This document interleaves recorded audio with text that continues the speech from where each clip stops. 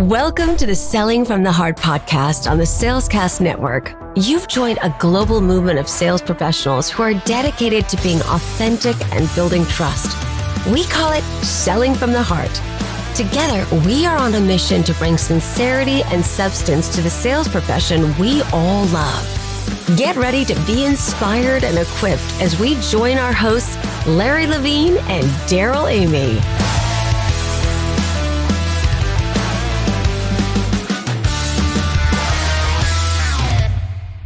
Does your CEO value trust and authenticity as a foundation of your company culture? If so, they'll love my award-winning book, Selling in a Post-Trust World. This powerful book dives into the principles of authentic leadership, showing how trust and meaningful relationships can drive real results.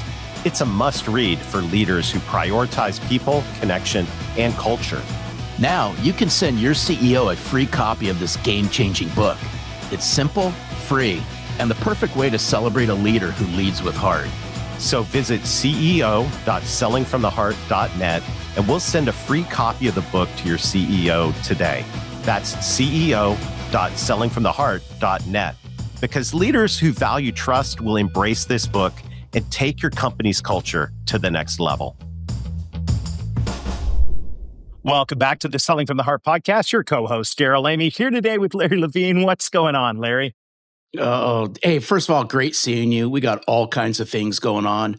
I know we're going to have a great conversation, Darrell, today. This is going to be a lot of fun. And thank you to everyone for joining us today. If you're new to the Selling from the Heart podcast, you've joined a growing community of sales professionals that are dedicated to being genuine, being authentic, building trust. We call it Selling from the Heart. And there is a great community of heart-centered sales professionals, sales leaders, entrepreneurs, all over the world. Yeah, I just have to give a special shout out. This person chimes in almost every week. His name's Peter Beckingham. And after he signs off, he'll say from a remote Thai village in Thailand. So Peter, I appreciate you. You're across the other side of the world. I like Thai food. I like you. Thank you for hanging out with us. Here. Thank you. Thank you to everybody who we get to hear from throughout the week. It is fantastic. And some of the people we've met along the way, we want to introduce to you today. Actually, we're so excited to welcome two incredible guests, Ken Bogard and Grace Gavin. They're the co-authors of the powerful new book, No Honesty: Eliminate the Divide, Become a Masterful Communicator, and Connect with Anyone. Ken and Grace are on a mission to rebuild trust and connection in a world that desperately needs it, starting with how we communicate. Their 6 practices of open and honest dialogue are transforming teams, companies, and relationships. So if you're ready to level up your leadership, deepen your relationships, and sell with true sincerity, I say buckle up. This is a conversation you don't want to miss. Grace, Ken, welcome to Selling from the Heart. It's great to have you here. We are pumped to be here. Thank you. Thanks to handsome fellows for having us. This is awesome. Hey, repeat the handsome again, Ken. Well, that was good. Yeah. I like this honest communication here. Fellas. Yeah, there you go. That's so fun. Open and honest. This is going to be a phenomenal discussion. As we get started, you know the question we ask every guest on Selling from the Heart, and that is, what does selling from the heart mean to you? Oh, I'll kick it off because I was thinking about this question. I've listened to a couple. I knew it was coming. To me, selling from the heart means really doing what's best for the person on the other side of the table, no matter what that is. Short to the point. You know what? I'm going to throw a highlighter on a word that you use, Grace, and it's really. And I think that's the big emphasis in there, is really doing what's in that person's best interest. Because I think sometimes, let's just face it, we forget. And we get caught up in the day-to-day, and are we really doing what's in their best interest? Yeah, absolutely. Thanks for bringing it up. Yeah, I've had conversations with people where they're like, okay, so what do we do? Does this work? I'm like, I don't think that what I have is the right solution for you. And here are some different options, or here's some other things to look into. Or that happens less often, thankfully, blessing. But then there are people that I get to talk to. I'm like, yes, this is a great solution. And then I feel even more confident in saying that because I actually know it is the right solution for them. So I like the really part. Thanks for calling that out.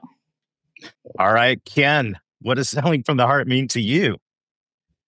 Well, I wish you would have gone first, but it's being totally in it for the other person. That's it. I mean, that's selling from the heart. If you're in it for yourself and you're just trying to feed your own ego and your own needs and wants, it's a pretty lonely place. But if you're doing it for the person across from you, I mean, that's connection, that's heart. That's where I take it. Yeah, I know we're going to have a good conversation, Darrell, but you got to peel this back, Ken. You got to describe what totally in it means. Mm-hmm.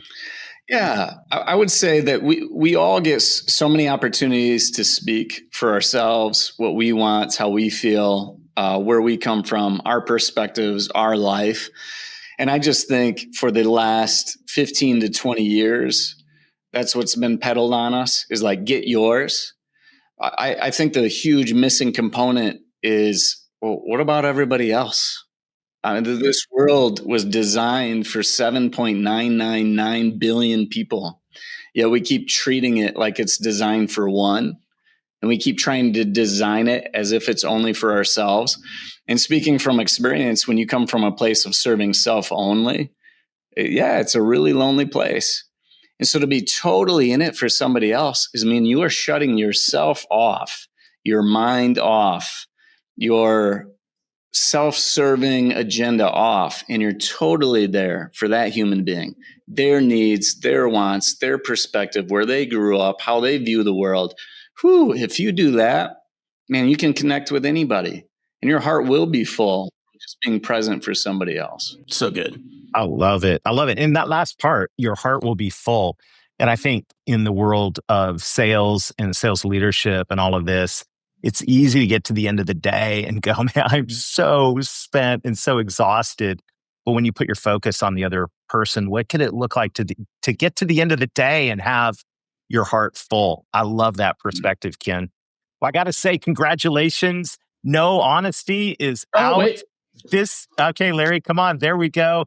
This is a dynamite book, and it is an extremely relevant book for sales because at its heart, sales is communication. And if we aren't able to communicate in an open and honest way, boy, I tell you, that is really going to affect your sales. And so unpack this for us, Grace. The concept, this is a dynamite book. And by the way, if you're listening in and you're not driving down the road, this would be a great time to hit pause and go to your favorite bookstore and buy a copy of this. You're going to know why by the end of this conversation.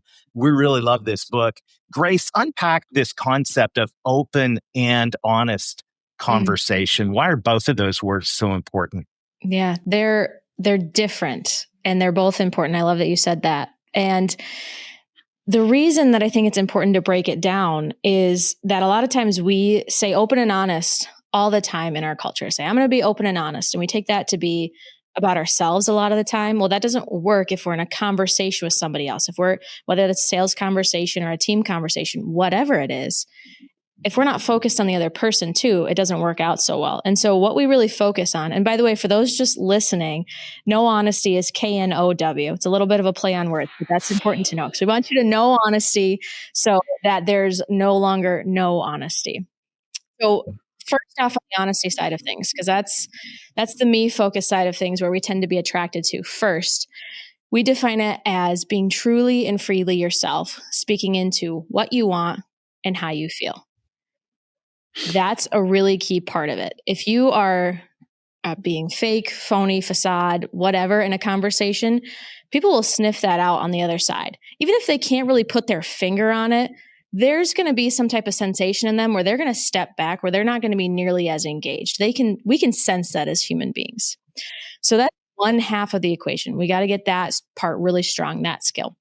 Then the other half is openness. And this is where I want to encourage people to think about openness differently, because a lot of times right now we're taking it to mean like being an open book or being transparent. That's still me focused. That's still focused on myself. And so that doesn't work. So openness, as we define it, is listening without reservation, putting your needs and wants on pause for someone else.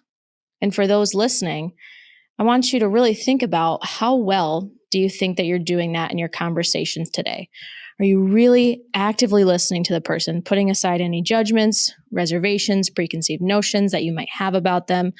How often are you really pausing what you want, you need? If you're focused on the sale, you're not focused on the person on the other side.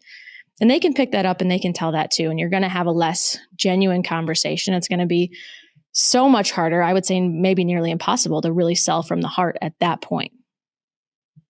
Oh, this is so good. And with trust being at such a deficit and everyone's swimming for trust, can you walk us through, and this is for Grace or for Ken, it doesn't matter who answers it, but can you walk us through how somebody can start a conversation with openness and with honesty? How could they set this up to where that person goes, what just happened?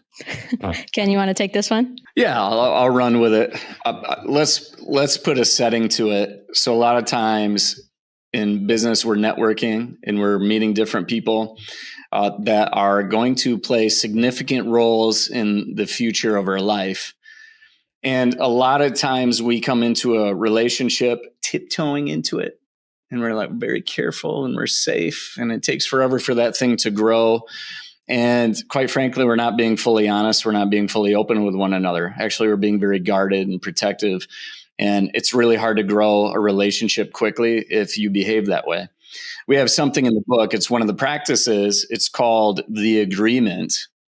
And so what I like to do when I go networking with people, if I'm meeting somebody for coffee, so if I'm meeting Darrell for coffee and it's the first time meeting him, I'm like, hey, Darrell, I know we may engage in this sales contract and, I'm meeting you for the first time. Hey, just going forward, can we agree that we're going to communicate a certain way with one another? And how I'd like that to go is I hope you're 100% honest with me, meaning you be truly and freely yourself, speaking of what you want, how you feel. Let your freak flag fly. Please, I don't care what you say. I will accept you exactly as you are, but I'm going to be totally open to that honesty. I'm going to listen without reservation. I'm going to put my needs and wants on pause for you. I promise you that. But here's the deal. I'm going to be honest back at you. And I say you be totally open to me. Now, if you and I do that, Darrell, my gosh, we're unstoppable in this relationship that we're trying to start. So do you think you could agree to that? Mm-hmm. I love it. You know what? When I'm listening to this, and what I think tends to happen in sales is, as salespeople, if we're well trained and we show up with a good heart, we're very open. Like asking great questions, getting impact. Hopefully, we're caring about the other person and all of that. But I think what's interesting, and I will say this is something that I've learned from Larry Levine over the time we've been friends and working together, is that other side with being honest is something that's missing in sales, I think, a lot of the time. And I love your perspective about going, let's get this out on the table early. Let's have this, let's set the expectation here. Because I think we get in these situations as salespeople where we've been open, but we don't feel like we have the ability to be honest. And so we just kind of crawfish out and go, okay, I know you're going to think about it, and then we just go, then the deal goes into oblivion. I'm curious your thoughts on that because I think the sales profession is pretty good at being open, but maybe we're not so good at being honest. I would hope that if you are a true sales professional, yes, you are good at being open. There are some out there in the world that are not, that they are just trying to get the yes, sign the paperwork, and that's not the case, or they're not as practiced in it. But on the honest side of things, I like to think about it as, some people ask me in the sales profession, well, how can I really be honest? If I can sell it to them at this price, but I want to sell it at this price, well, is that not being honest if I don't tell them that? And I think about it as, again, coming back to what's in the best interest for that individual. Are you really giving them the value that's there? And then the other piece, which is actually another one of our 6 practices, but I like to think about what the opposite of honesty is. And the opposite of honesty is fake you, which is the facade we project rather than being 100% honest. And so I think about when you're going into a conversation, whatever it might be, whatever spot you're in the sales funnel, every single time, are you walking in being truly and freely yourself? Or are you projecting this facade? Are you being at some level or another fake? Because like I said before, not only can somebody sniff that out, but also it's going to be way more exhausting for you. You're going to get to the end of the day, you're like, man, I am beat, because you're expending all this energy projecting that facade. And so to the sales professionals out there, I would just ask you to consider that. Are you showing up in some of these conversations as fake you, as everything is cheery and great, and we're not being real with the person across the table? We're not making any real connections then because of that, because that is a big barrier that I see happening all the time. And myself, as when I'm doing sales, sometimes I can get caught and I'm like, oh, wait, they just asked me how my day was going and I just immediately said good. Is that really how my day is going? It's a tiny example, right? But it's also a moment for connection that we just skip over all the time. Instead of saying good, what could you really tell them about their day? And then get to know what's really happening in their day. And then that helps you have a better conversation, connect further. You're certainly going to be more memorable than the next person who comes in and says it's all good. This conversation's gold, but I got to take this, and I have to bring some personal stuff into this as well, because I think when it comes, and I'd be curious your thoughts on this. This is my beliefs on this. I could be totally off base. I believe that many of us on the personal side, whether that be family, friends, things like that, I think we do a fairly good job at having open and honest conversations. But something tells me that when we walk outside and we close our front door, whether that be the real door or we walk into through that virtual door, and the sales hat goes on, something tells me that that same person who can have open and honest conversation struggles to have open and honest conversation as a salesperson.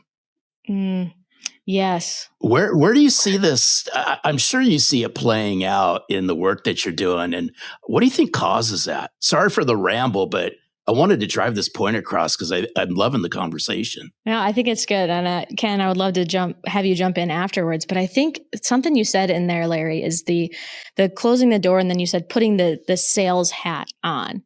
Well, the question is, to me, do you need to put that hat on? Can you just continue to be yourself and have a conversation with somebody new? And then the other question there is, okay, so maybe you do got to put the sales hat on, but is it your hat? Or is that the way that you think sales should be done? When I first started doing sales, I feel like I was pretty allergic to it. Like, I don't know about this. I felt like I was going to turn into, I hate to say it, I hate to dog on them because I know a lot of great used car salesmen, but that's the stereotype that gets used. I was terrified I was going to become that. Well, you can become that if that's what you think you have to be. But I started to look at it differently and have different conversations of, okay, how can I come back to serving people? And the way that y'all say it, selling from the heart. How can I have those conversations and not feel like I have to get trapped into that box? So that's my thoughts on it. Ken, what do you got? Well, technically I was a used car salesman. So I feel really, really burned by you right now, Grace. And when I wasn't selling something I believed in, and I was just looking to get the biggest deal that I could and serve self. And that sucked. And people could sense that. And so there's a disconnect. I think, there's a lot to this. We've taken a lot of nuancy spots here, but I will share this with you. When you are going to work, I believe, it's my belief, believe whatever you want. I believe you're putting your God-given talents to work. So whatever talents you were given, you were created, born into this world, and you have these certain set of talents that you're about to deliver on. Well, I think in work, you're producing. It's production. You're putting those talents to work. It's a very different hat than, say, sitting at home and the halftime show is on for the Super Bowl. I mean, it's just a very different hat, right? I'm not trying to perform or achieve or anything. I'm just being, I'm existing. So I think there's different modes in life. Let's acknowledge that there's different modes, right? And so if I'm going to put my sales hat on, which I often do as a used car salesperson or somebody selling my EOS services or no honesty workshops or whatever it is, I'm coming at it from a place of, am I delivering a product to somebody who has a legitimate need, and being authentic about it? There are times where I get what I would call, this is out of Seller Be Sold, but commission breath, where I'm like, oh, buy this, please buy this. I'm desperate for a sale. And that's not me. That's fake me. That's me, super desperate me. That's not me thinking about another human being.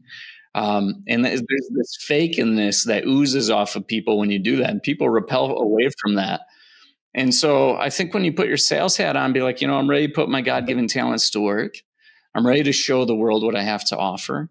I'm looking for a perfect match. So somebody who gets a ton of value from me and I give a ton of value from them. And we talk about that honestly.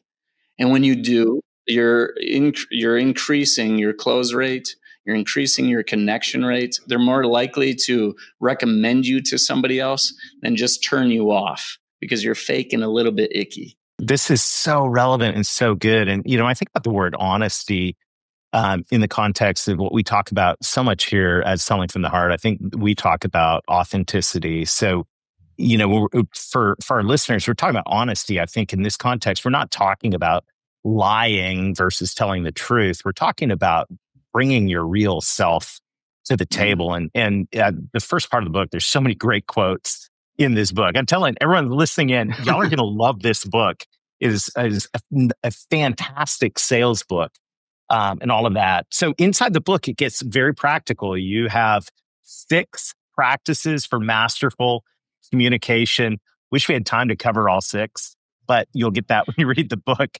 What you've touched on a few, but if there was one that each of you would say, hey, is really relevant to our friends in sales, which one of the 6 practices would you put a highlighter on? I'm going to go first because I don't want Grace to steal mine. She stole mine. When we started, she stole it. She stole it. So I can't have that happen again. Sorry, Grace. Pick your number 2. It's the agreement that I gave you in that networking environment. That is what you do. So if you can picture, you're a salesperson, whatever prospect you have in front of you. And so I do this on calls with clients all the time. So somebody says, hey, I want to introduce you to Dave. He'd like to talk to you about your services and maybe there's a match. I pick up the phone. I talk to Dave. I say, hey, Dave, I know I'm just getting to know you. And this might sound a little bit strange, but I just hope going forward we can communicate a certain way. I hope that you can be totally honest with me. I can be totally open to you. I'm going to be honest back at you and you totally open to me. If we do that, I think we're going to get to the bottom of this really quickly. So that was me doing the agreement very quickly. But when you establish that trust or invite people to be honest and open right away, it kind of gets over all the hurdles and all the BS that comes along with terrible communication. So now they have permission to tell you, I don't think it's a fit for me. Thank you for allowing me to be honest. Or they might be a little bit more open to hearing this because they're like, whoa, okay, this guy's going to give it to me straight. And so that agreement is key, enhancing relationship quickly so we can decide, is there a fit here or not? I have to share this because just before Grace says something, I love what Ken said for one simple reason is this cuts the small talk. And I'm a high relational guy. I love building rapport and all that. But when you get to what Ken said really fast, I think you get to business really fast, but it pulls in the rapport after you all get to business. Yes. Just a thought. Absolutely. Totally. When I share this, when I'm doing it in front of audiences and talking about the agreement, I think it really does something for people that frees them from having to have all the pretending going on that everything's fine, everything's good, right? As a sales professional, you want to find what issues these individuals are having and how you can actually help them. And so when I talk about the agreement in front of crowds, people will come up to me afterwards and they'll tell me really about how their teams are doing and what's going on and what they're struggling with. So it just cuts through that so quickly. I was going to say a completely different practice. So thank goodness we're good there. Though I really do love the agreement. It's great. Definitely go use it. I want to pick your pursuit, which is the very last practice that we teach. And what it does and why it's important, I think, for everybody, but sales professionals specifically, is it answers the question of what do you really want? And we encourage you to answer that in your personal life and in your work life, because sometimes they're a little bit different, but hopefully they're pointing in the same direction. And I encourage you, if you're sitting there thinking about this, to not just pick whatever comes surface level of, I want to make the next sale, or I want to hit my sales goals for the year, but to go deeper of, why do I want that? Because I want to be a professional, because I want to help people, whatever that is. When people figure out, I find, what they really want, it drives you in the conversations and the connections and the way that you serve people at such a deeper level. And we get encouraged, I think, in this day and age to live at such a surface level because we're moving so quickly. That's all we can do. But if you can really sit with yourself and figure out, what do I really want? I think you become unstoppable at that point. Beautiful. What a great conversation. This is, there's so much depth here. So as we're wrapping up, I know our listeners are thinking, how do I get more Grace Gavin and Ken Bogard in my life? Of course, go grab the book, but what else can folks do? Connect with us on LinkedIn is fantastic. And actually, for those that do want the book, we offer a special thank you for listening to the podcast. So if you go to knohonesty.com/podcast, you will get a discount on the book. So that's know.com/podcast. I think it's at like a 40% discount, something crazy, but you can go there and get the book and then connect with us on LinkedIn, send us a message. We love talking about this all the time. And let's just keep the conversation going. Fantastic. Grace, Ken, thank you for championing open and honest communication, for putting this book together. This is fantastic. You're true friends of Selling from the Heart. I know our folks are going to love this. Hopefully we'll see you again sometime soon. Thanks for sharing time with us today. This has been amazing. Thanks for having us. Ken and Grace. Awesome. Blessed to be here. Awesome. What a great time, Larry. And so much here on the agreement. Going back to what Ken was talking about, what could it look like if we set up conversations like that? Imagine the transformation that could happen in your sales conversations. Absolutely. Because if you ask a group of sales leaders and sales professionals, if you ask them, do first impressions matter? Everyone unequivocally says, yes, they matter. So the question is what comes out of your mouth the first 60 seconds of a conversation? And then there's silence. If we got this agreement out up front, something tells me you're going to change the whole narrative of those conversations. Yeah, absolutely. So much gold to mine here. Grab a copy of the book. We'll put the link in the show notes out to the website. Thank you to Ken and Grace for that generous offer. And make sure to leave a review for them as well. Let's cheer them on in this. We've got some great guests coming up. I know we keep saying that, but every time I see the guest list, Larry, I go, this is going to be so much fun. There's some amazing conversations coming up. So thank you to everybody who's liking and subscribing to the podcast on YouTube.